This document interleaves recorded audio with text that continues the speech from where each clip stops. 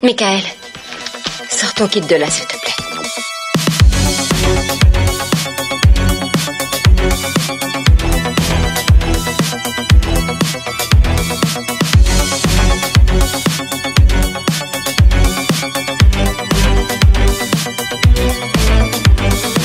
Quitte à beau être la voiture la plus indestructible du monde, il faut dire qu'elle en aura tout de même sacrément pris dans la gueule. Entre piratage, amnésie ou destruction, la Trans-Am la plus célèbre des années 80 va tout de même au travers de ses aventures subir quelques dommages qui vont cependant être l'opportunité de quelques évolutions. Je vous propose au travers de cette vidéo de revenir sur les différentes destructions que va subir KITT en vous donnant mon classement de la moins pire à la plus importante destruction que KITT ait subie. Mais bien sûr que quelque chose ne va pas. Est-ce que tu te rends vraiment compte de ce qui lui est arrivé? Et on commence par la 7e position.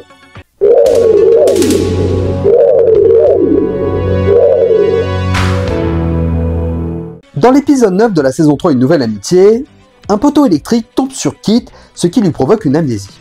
Donc KITT a conscience qu'il est une voiture, une sorte de super ordinateur, mais n'a absolument aucun souvenir de sa fonction au sein de la fondation, ni même de Michael, Devon ou Bonnie. Michael va tenter de le convaincre qu'il est son ami, mais en vain, celui-ci ne veut rien entendre. KITT va être retrouvé par Doug, un jeune garçon qui va chercher à protéger la voiture, alors que lui-même est pourchassé par deux criminels, Bobby Pell et Julius Corso. A noter d'ailleurs que le jeune garçon est interprété par Jason Bateman. Il pourchasse le jeune Doug car il pense qu'il peut les identifier. Doug a en effet été témoin de leur vol de plastique explosif et a vu leur visage. Craignant qu'il ne les dénonce, il décide de le capturer pour l'empêcher de témoigner contre eux. Michael va bien évidemment réussir à trouver KITT et grâce à Bonnie, et Michael, comptant sur le programme principal de KITT, autrement dit sa préservation de la vie humaine, va pouvoir intégrer la nouvelle carte centrale de KITT qui va pouvoir retrouver la mémoire. D'ailleurs, de vous à moi, j'ai trouvé l'intervention un peu trop facile pour une voiture censée être indestructible et intouchable. Mais je mets cet incident en dernière position car il est assez filaire et ayant peu d'impact sur l'évolution de KITT ou de son humanité. Mais ce dysfonctionnement fait écho à l'événement que je classe en 6e position.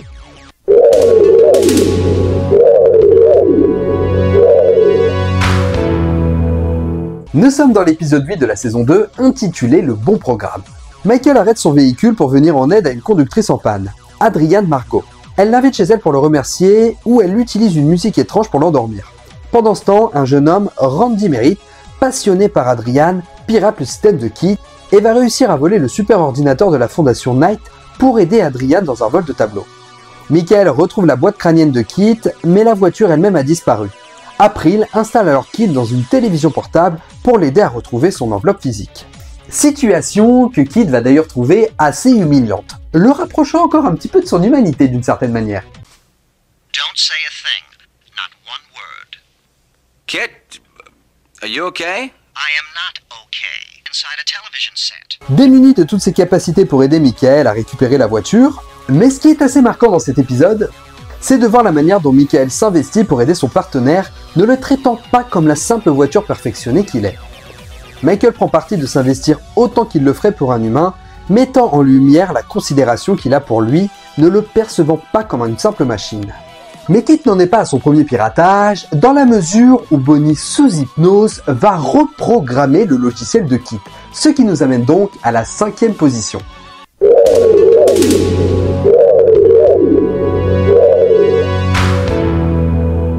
Saison 1, épisode 7, Chariot of God.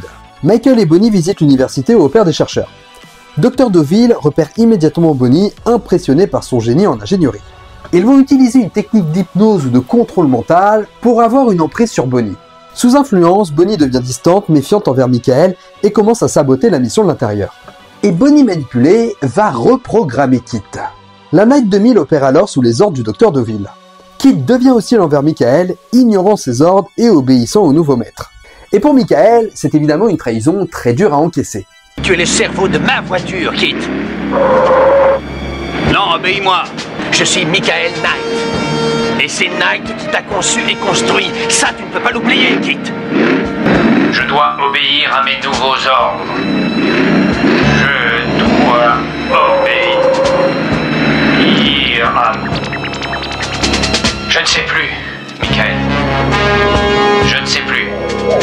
car sa relation avec Kit est basée sur la confiance. Mais cette reprogrammation va tout de même offrir un moment clé qui va sceller un peu plus la relation entre Michael et la voiture.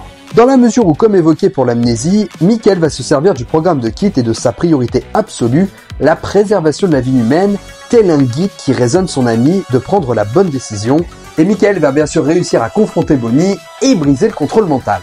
Bonnie, tu sais que je t'aime.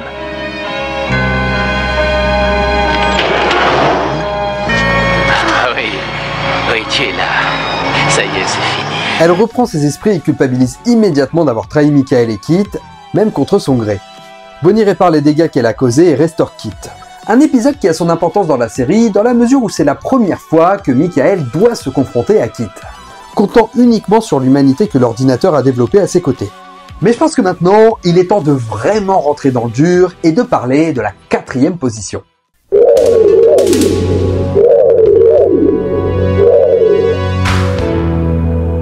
Alors je vais pas vous refaire le résumé de l'affrontement dans la mesure où j'en parle déjà dans ma vidéo sur Garth présente juste ici, mais Goliath ayant la même structure moléculaire que Kit, il va réussir à détruire la Transam, Michael et Kit vivant alors leur première défaite. Mais finalement cette destruction de Kit va marquer par le fait que c'est tout simplement la première. Kit. Come on, buddy. All right, hardly seems appropriate, Michael. Mais à mon sens, c'est celle qui aura le moins d'impact d'un point de vue technique et psychologique pour la voiture. Attendez, je m'explique. Je pense que cette première défaite aurait dû bien plus ébranler Kit et le traumatiser. Car même si April apporte des améliorations lors de sa réparation, Michael et Kit ne semblent pas suffisamment meurtris. Ce premier événement aurait dû renforcer leur lien et approfondir les enjeux sur une éventuelle défaite supplémentaire face à Goliath. De plus, le lancement de cette 2e saison et la destruction de Kit aurait pu permettre d'apporter une amélioration esthétique et un certain changement pour donner un peu de renouveau pour le téléspectateur. Ce que va nous offrir la destruction que je mets en 3e position.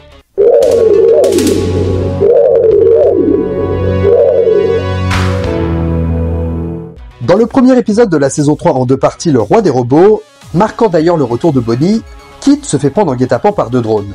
Voulant protéger Michael, Kit préfère éjecter son acolyte et prendre de plein fouet les missiles qui vont avoir raison de lui.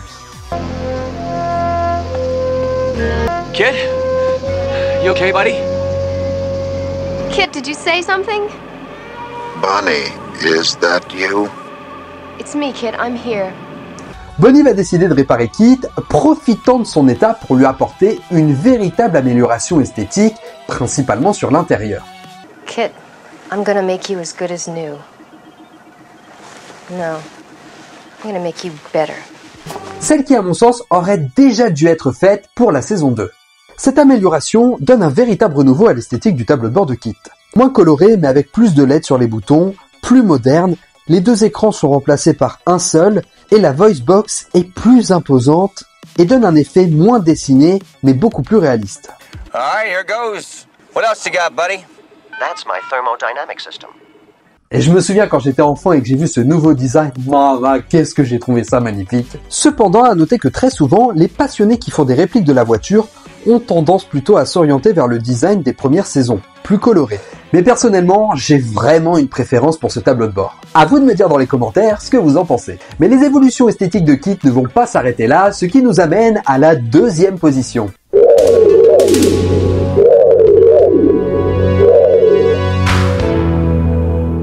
Ouverture de la saison 4 dans le double épisode Le Chevalier de Métal, qui grâce aux connaissances de Devon sur une partie de la formule de la coque moléculaire, Philip Norton va arriver à neutraliser la protection de Kit.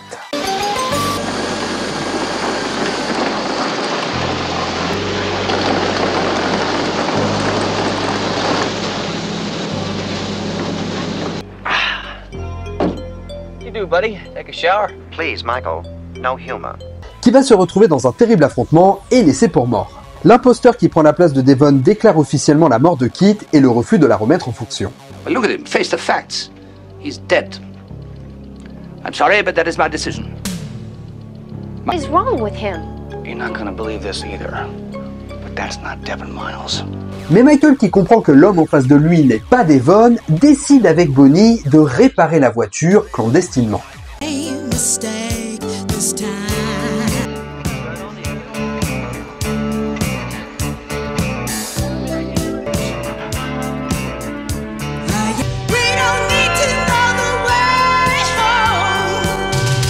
Il cache alors Kit dans un garage de Chicago, supervisé par l'équipe de RC3. Kit, qui pendant l'épisode commence à avoir des complexes sur sa ligne, va cette fois-ci avoir non pas une, mais deux évolutions esthétiques. May I ask you a question? Shoot. How do I look? Some things never change.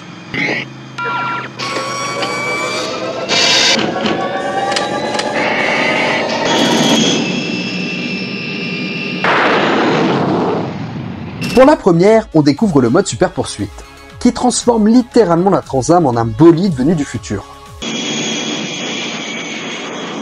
Lui permettant d'atteindre des vitesses battant tous les records. La puissance du véhicule est tellement importante qu'elle a besoin pour ralentir d'un équipement supplémentaire qui vient stopper la course du mode super poursuite.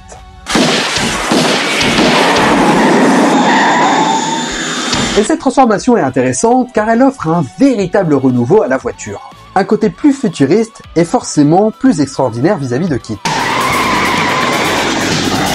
Cependant, on peut reprocher à cette destruction la même chose qu'aux deux précédentes, à savoir pas suffisamment d'enjeux, comme si la destruction pour Kit et Michael était seulement anecdotique. Bon, Kit va tout de même réaffronter le chevalier de métal et en plus sans sa coque moléculaire, étant alors encore vulnérable. C'est sympa, c'est feel good, mais en tant que spectateur, c'est un enjeu qu'on ne ressent pas suffisamment. Et comme je vous le disais, une deuxième évolution va également être proposée. Voyez plutôt.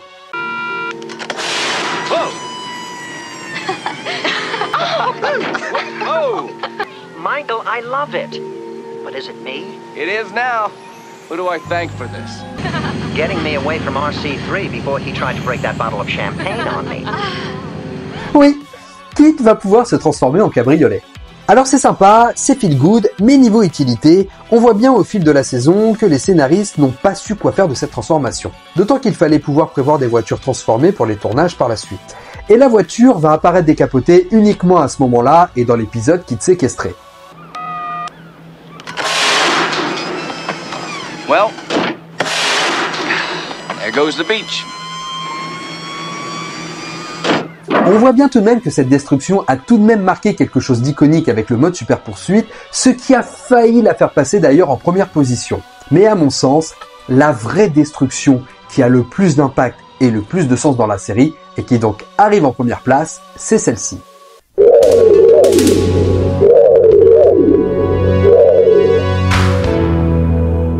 Saison 3, épisode 14, intitulé « Pauvre Kit ». Bon alors je sais que je suis déjà revenu plusieurs fois sur cet épisode, que j'en ai déjà parlé dans d'autres vidéos, mais comprenez bien que cette destruction est sans nul doute la plus impactante et la plus importante de la série. Michael, help me! Michael, help me! Michael, help me! Kit! Michael! Michael! I can't, buddy. I can't. I'll be back. Michael! I'll be back. Car cette fois-ci, elle confronte de véritables enjeux et marque un terrible doute quant à la possibilité de retrouver Kit tel qu'on le connaît. Michael enquête sur les activités de Rupert et lors d'une confrontation, les hommes de Rupert parviennent à piéger Kit et le précipitent dans une cuve pleine de produits chimiques corrosifs. Le lendemain, la fondation Michael et Bonnie s'occupe de récupérer Kit de la fosse, ne laissant place qu'à une simple carcasse où seule la carrosserie est retrouvée. Et en récupérant Kit, Bonnie est tellement désarçonnée qu'elle comprend qu'il ne s'agit pas simplement de la réparer, mais qu'il faut recréer tout le concept de la Night 2000. Dans quel état il est? Il est foutu, Michael. Combien de temps te faut-il pour le retaper? Il ne s'agit pas de le retaper, il s'agit de le recréer. Mais quoi? Mais Kit était plus important qu'un assemblage de pièces, Michael. Nous pouvons recréer les pièces, mais est-ce qu'elles seront à la hauteur de Kit? Je ne peux pas le dire. Nous le ferons, quoi que ça coûte, nous le ferons. Tous les moyens nécessaires sont mis en place jusqu'à faire appel à l'équipe d'ingénieurs qui avait travaillé sur le développement de Kit pour pouvoir la remettre en marche. Et après plusieurs semaines de travail, mission accomplie, Kit est de retour. Enfin presque. Mais je suis guéri. Il paraît très bien. Pas vraiment. Regarde-le. Il a été blessé. Ce n'est pas surprenant qu'il ne veuille plus être blessé à nouveau. Ça veut dire que c'est nerf lâche? C'est encore une très bonne automobile. Très bonne automobile, mais Kit n'est pas une automobile. C'est le meilleur partenaire du monde. Qu'est-ce que vous voulez, le transformer en poussette? Kit essaye de jouer le brave, risque tout pour vous impressionner. Et je crois qu'il faudrait mieux me remorquer. Non, personne ne va te remorquer où que ce soit. Mais la balle est dans mon camp maintenant. Tu es avec moi, Bonnie? Et comment? Lors d'essais, on constate que Kit ne remplit plus sa fonction et a des difficultés à atteindre ses objectifs d'entraînement. Comprenant alors qu'on a dépassé le stade de la programmation de la voiture et que l'intervention de Michael est de mise dans la mesure où il ne s'agit plus de réparer une machine, mais de traiter le traumatisme d'un être doué d'une conscience pour qu'il reprenne le cours de sa vie. Pour la première fois, Kit est montré comme véritablement vulnérable et en plus de ça, la mise en scène arrive à imposer le doute au spectateur, laissant la voiture comme incertaine de pouvoir aider Michael dans sa mission, s'éloignant totalement de la voiture indestructible capable de résoudre tous les problèmes. Et là, on a juste droit à une mise en scène et à une écriture qui est impeccable. Confiant à sa voiture qu'il a lui-même dû faire face à ses propres traumatismes après avoir été laissé pour mort et tiré dessus avant d'être sauvé par Wilton Knight. Comment as-tu surmonté ça, Michael? Bien. Ça s'est arrangé tout seul. Et Michael? Merci. Mais de rien. On y va, mon ami? Il explique alors à Kit que ses traumatismes se sont estompés avec le temps et c'est en retournant sur le terrain qu'il a pu affronter ses tourments. Il va aider Kit à reprendre confiance en lui, l'accompagne lors des entraînements et va l'aider à redevenir le partenaire qu'il a toujours été. Donc cet épisode offre pour la première fois des enjeux qu'aucune autre destruction de Kit n'avait offert jusque-là, que ce soit dans son écriture, sa narration et sa mise en scène. Et vous savez, pour moi, le pire, c'est qu'en réalité cet épisode, il est simplement filaire, car il n'ouvre pas ou il ne ferme pas de saison. Oh, excuse-moi. C'est pas grave. Je ne suis pas sûr d'être prêt. Kit, nous sommes ensemble, oui ou non? Oui. Et tu as confiance en moi, n'est-ce pas? Oui. C'est bon de me conduire à nouveau, Michael? Ah oui. Ah, c'est bon de te retrouver, Kit. Ah oui, c'est bon de te retrouver.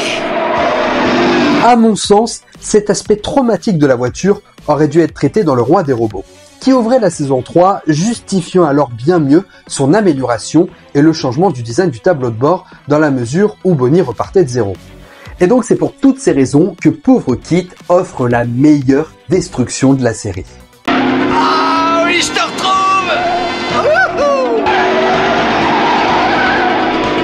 Et vous alors, vous êtes d'accord? Je vous laisse me dire dans les commentaires votre classement. Donc ce classement nous démontre parfaitement qu'une destruction spectaculaire ne suffit pas pour imposer quelque chose d'important et marquant pour la série. Et c'est là-dessus que nous terminerons cette vidéo. Merci beaucoup de l'avoir suivi jusqu'au bout, j'espère qu'elle vous aura plu. N'hésitez pas à liker, partager, commenter, c'est ce qui aide le plus la chaîne. Vous pouvez également devenir membre soutien et avoir accès à du contenu en avant-première. En attendant, pensez à vous abonner pour ne pas rater les prochaines vidéos. Moi je vous laisse, ciao les amis.